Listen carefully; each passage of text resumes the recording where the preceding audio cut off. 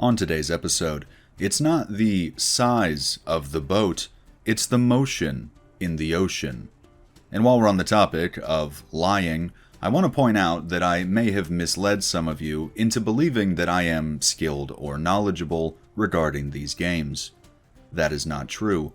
Case in point, before right now, I had never used daggers in any FromSoft title, because in a ridiculous fantasy setting with giant swords and hammers, where is the incentive to roleplay something I can cross the pond and experience tomorrow? But I'll be honest, the bonus crit damage did have me interested, so let's make a run of it. The rules are as follows: only hurt things with daggers. That is it. So we birth a proper London socialite into the world, assign him to the thief class because, it's the one that starts with a dagger, the bandit's knife with bleed buildup to be exact, and set him to work on the crystal lizard. Could be worse. Udex is probably really excited to not get fisted down for once, but we are still planning to bait the parries because this entire build will be centered on repost damage. And it has been so long since I fought this dude with a real weapon, I don't even remember what this is supposed to look like, but I feel like that's pretty good. Then after our usual chores around Firelink, we push on to the High Wall of Lothric and assume a very rat-like playstyle, hunting for parries and backstabs. We disrespect a few of the local knights, incur the wrath of the kitchen staff, and then rob Priestess Emma for everything she has, before pushing down to our very good boy. And the dagger chews through his first phase pretty quickly, but phase 2 is where it really shines, with the stagger and subsequent critical attack completely deleting the remainder of Vort's health. And for a weapon that's generally considered not great as far as I know, it's had a pretty strong opening. From there, we continue to suppress the proletariat, scoop up the sneaky sharp gem for future use, and before long, we're watching Sigurd be a fucking invalid and doing battle with a roving demon by his side. And the reason we came this way is probably obvious to many, because at the top of this crumbling building, we can pick up Flynn's ring, and hidden in the adjacent tower, we find the Chloranthy ring, both of which should be pretty good for a lightweight, fast-attacking build. Quick Flynn's ring test. At our current modest equip load, our dagger deals 82 damage to these hollows, and with the ring equipped, that jumps up to 91. Not a bad boost.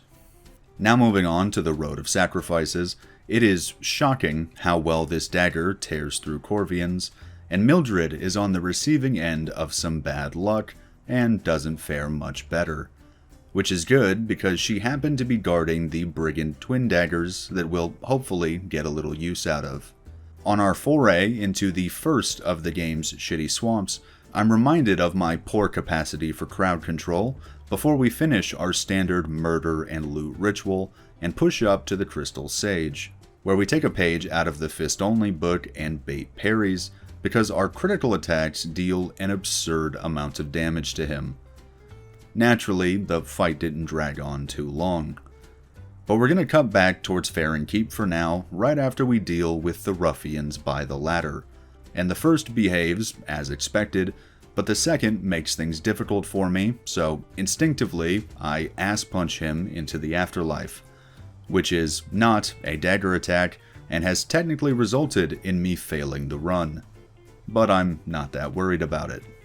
After snuffing out a few of the altars here, we grab our essential items, have a pretty brutal throwdown with the stray demon, and after climbing our way up to the Abyss Watcher's boss door, we cut back and snag the Farron Coal, because this, combined with the sharp gem from earlier, allows Andre to put a sharp infusion on our bandit's dagger to improve dexterity scaling. Then there were some shenanigans back at home, falling into the Dead Woman Tower to grab the Estus ring, and honestly, I forgot the Swordmaster was still waiting for me here, and we decided to call it a draw. Now while we could take a stab at the Abyss Watchers right now, I would rather get the build in a better place first. And for that, we actually need patches, which is why we're heading to the Cathedral of the Deep. Inside, I thought Lloyd's sword ring might be some nice gear to have on hand, but I don't generally stay at full health long enough for it to be useful. And while crowd control may be one of the dagger class's main weaknesses, the deacons simply aren't fast enough to effectively punish me, and they're cut down before they can cause much trouble. But weirdly enough, I didn't find patches here, so I decided we would improve the build another way and check back later. Which is way better, because I can finally have my revenge on Priestess Emma and deal with her backup dancer. And if I were the type of person to give you a tip, I would tell you that due to the dagger's short reach and the dancer's deeply unorthodox shape, attacks at her rear will sometimes miss even if you're as close as you can possibly be. Standing at her side will probably work a little better. And with the bleed putting in a little extra work for us, the dance doesn't drag on for too terribly long. Now the actual reason we're pushing into late game areas so early is for a piece of gear called the Hornet Ring, which improves our riposte and backstab damage. Issue is, it's hidden in the untended graves behind Champion Gundyr, meaning it's time to push into the King's Garden. And we get some Titanite chunks for our trouble, punish some thralls, and open up the shortcut before paying our respects to the king. Unfortunately, Bro wants to start some shit, so there's gonna be some shit. Our damage is absolutely terrible. I always feel like that kinda goes without saying in these kinds of videos, but just in case you were wondering. Good news is, when he's not spamming that fucking pestilent mist, we can keep consistent pressure on him and stack a healthy number of bleed procs. So in just a little over 3 minutes, our regicide is complete, and in accordance with the old laws, I am the King of Lothric. But there's no time to stop and celebrate, because we need to enter the Dark Dimension and grab that B ring. I ignore the int build invasion because I am a hater, and push into the arena of our real opponent. Given that our standard attacks deal a staggering 47 damage to him, I think you guys already know what it is we have to do. And I'm not going to pretend that everything went flawless and beautiful, but I do not feel a woman's touch all that often, which is to say, I'm pretty good at this fight. And the champion also goes down in right around 3 minutes. And now, to enjoy the fruits of our labors, by heading up to the Flameless Shrine and finding that the ring is not here. Because it turns out, it doesn't spawn until after you've killed the Abyss Watchers. So with that pretty extreme waste of time behind us, we warp back to the cathedral, find some insane new drip laying on the ground, and good news, after a small stumble or two, I actually found patches. And the reason we've been hunting him is that he's the only place to acquire some essential new gear, the Parrying Dagger, which does precisely what it sounds like, giving us better parry frames than we've been getting with our hand, and preventing us from having to do all the awkward weapon swapping. Heading back to Farron Keep, it is finally time to progress the game naturally, and we happen upon channel members Justin RS and Floridian Dog having a polite disagreement. We're gonna have to get in and mediate. Unfortunately, in the heat of the moment, I never found out who was right, but after a couple rounds of spirited debate, they decided to tag in your local raccoon. And I decided that the parry risk wasn't really worth it when the Watcher is practically begging you to stick it in his back. So after some time admiring his fun light show, the Watcher is retired from duty. Meaning we can head back to the Dark Shrine and snag our new ring from these knights. Quick test on the Axe Boy. A critical attack without the ring deals 455 damage, and once we get the ring equipped, that figure jumps to 531, which I'm personally happy with. Our next natural point of progression is the Catacombs of Karthus, and this place fucking sucks, nothing new to see there, and before long, we're facing down the Conqueror of Karthus. And we decide to target the right arm first to prevent sword attack delays later, and holy shit, the bracelet's already broken. Yeah, this fight went by pretty quickly. So we saunter down into Smoldering Lake for our usual tight nights and punishment. The giant worm sadly decided to end its own life in the funniest way possible, and with this fever dream behind us, we can progress into the scenic Boreal Valley. The bridge dog dies insanely quickly, and in its final moments, hands us the Pontiff's right eye, a ring that boosts our damage with consistent consecutive attacks, which is theoretically very good for this build. I have a jolly time stabbing everyone on the streets of Irithyll because the damage is actually kind of nutty, and before long, the line of corpses leads directly to Pontiff Sullivan's boss room, where I naturally join their ranks. A couple times, in fact, but that's the price of being flashy. On round 3, we clean up our act, and we're able to tear the Pontiff down before his clone has a chance to make any trouble. With Aldrich close enough to smell, it's just a few cock stabs and sewer dogs, which happen to be guarding the Fap ring, standing between us and our destiny. But then I got anxious when I remembered that Lenny was still loitering in my house, so we had to make a quick detour. I know you understand. Getting back to the real work now, it's starting to amaze me that people told me daggers were bad, as we cut down Aldrich in under a minute without taking a single point of damage, which I can say with confidence is something I had never done before. But we're getting to the point where things are about to get real, so it's time to make our dash around Lothric Castle for those wonderful upgrade materials, and sell our sword fragment to the birds for a Titanite slab to bring our bandit's knife to plus 10, just in time to meet up with our favorite slave knight and be fucking kidnapped. Now, the Ashes of Ariandel is not the largest DLC in the world, but we're going to be moving through it even faster than usual, because after the hell I went through during our whip-only run, I just want my get back. So we slide down into town, run past all the crippled freaks, yap with the suicidal Birdman, and prepare myself for the wrath of Sir Wilhelm. My compulsive need to parry everything, and my failures in that regard, ended up dragging this one out and making it a very close encounter, but we do end up setting our boy free, so I can live out my fantasy of destroying a priceless pile of literature. The Abyss Watcher wannabes up the hill get what they deserve, the wolves get what I give them, and the Vikings get ran past.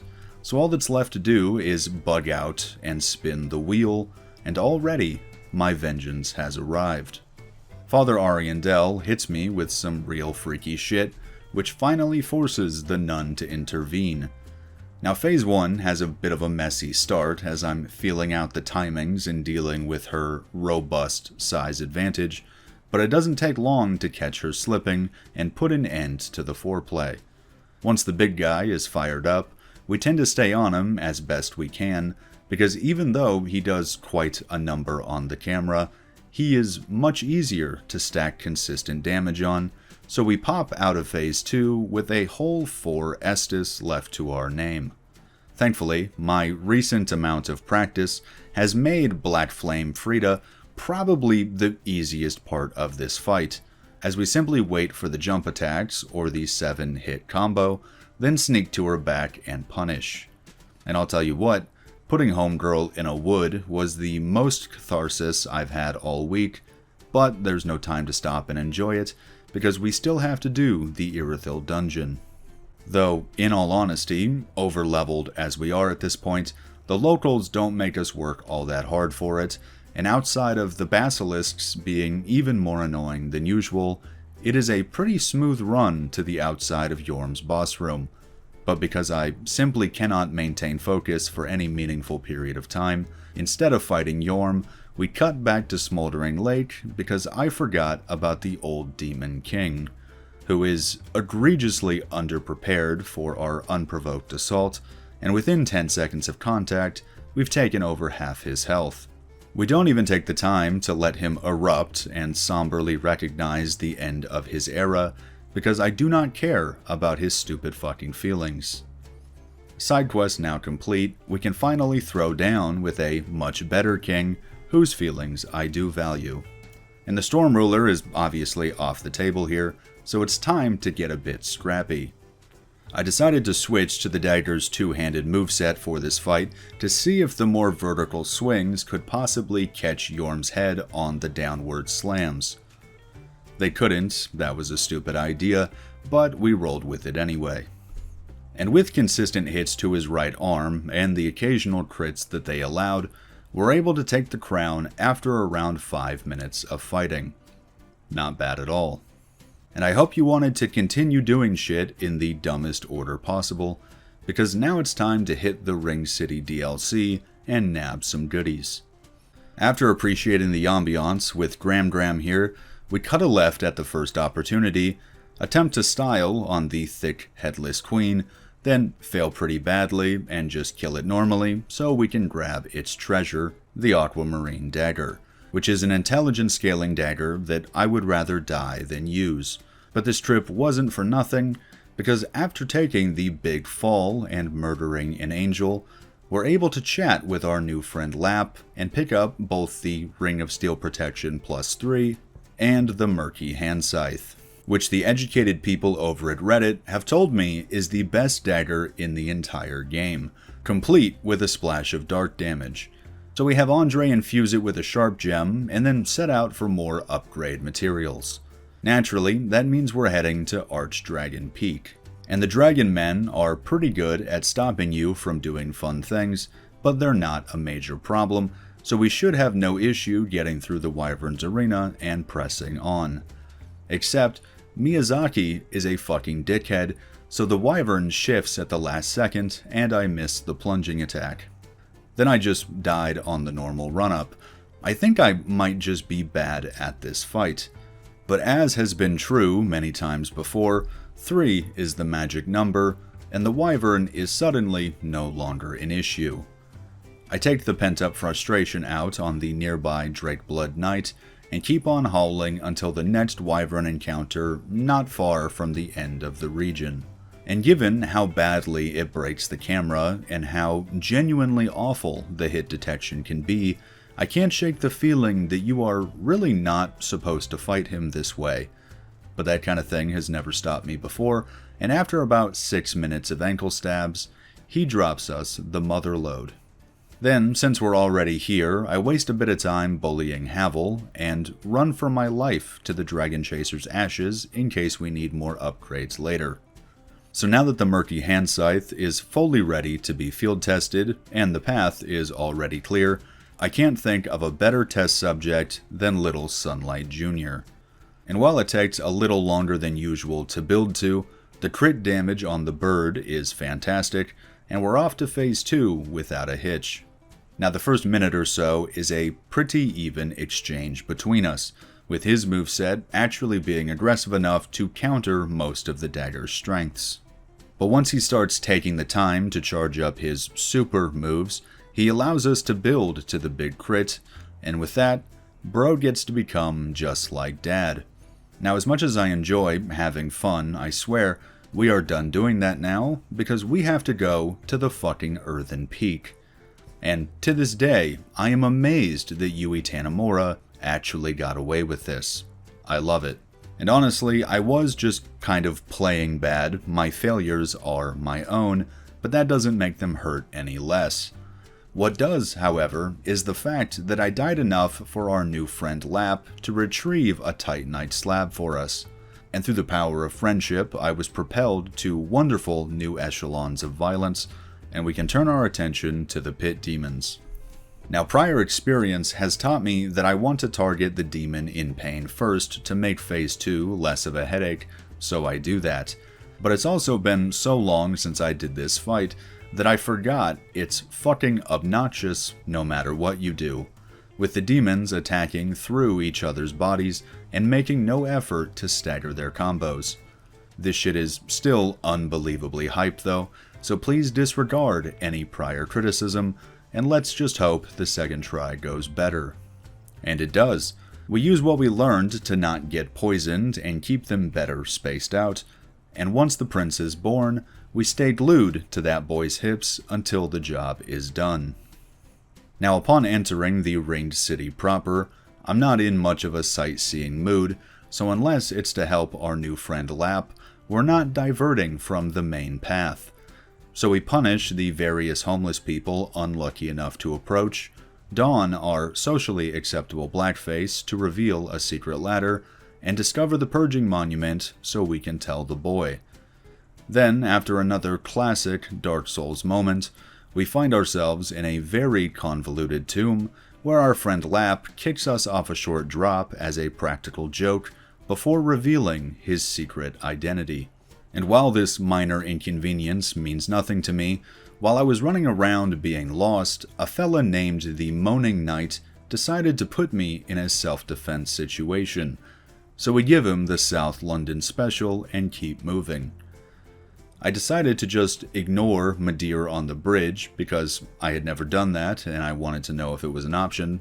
Then I snagged the Better Chloranthy ring from this lore essential statue to prepare myself for what comes next. Now while Half-Light and the Painting Guardian are usually seen as pushovers, and with good reason, they can actually be kind of a nightmare for builds lacking in range, upfront damage, or poise breaking. And while this may not be a terrible build, it does have all three of those drawbacks. But we do all we can do, stunting on them whenever possible, and even get a taste of my own medicine at one point. Anyway, here's how that try ended. So, blind with hatred, I took a more surgical approach the next time around, and waited for my opportunity to score the photo finish. Then we fuck up this chick's nap, pretty badly, and saunter into the end times to help Gale find some pigment for his lady's painting.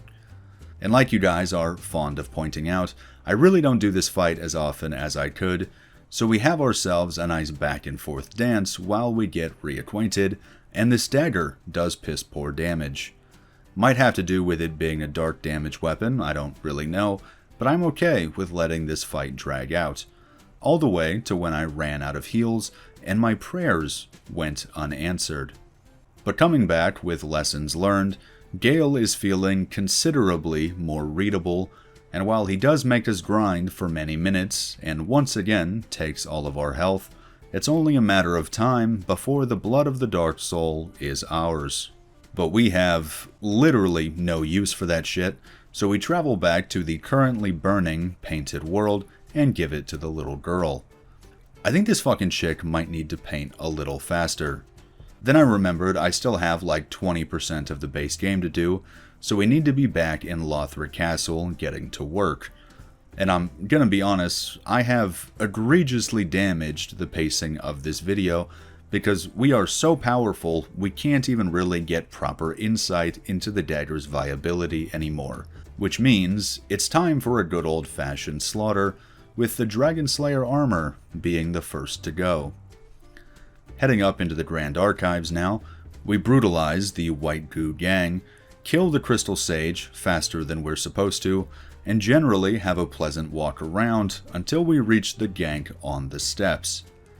And while reach is an obvious issue here, we can make up the difference with pure, unbridled, badger-like intensity.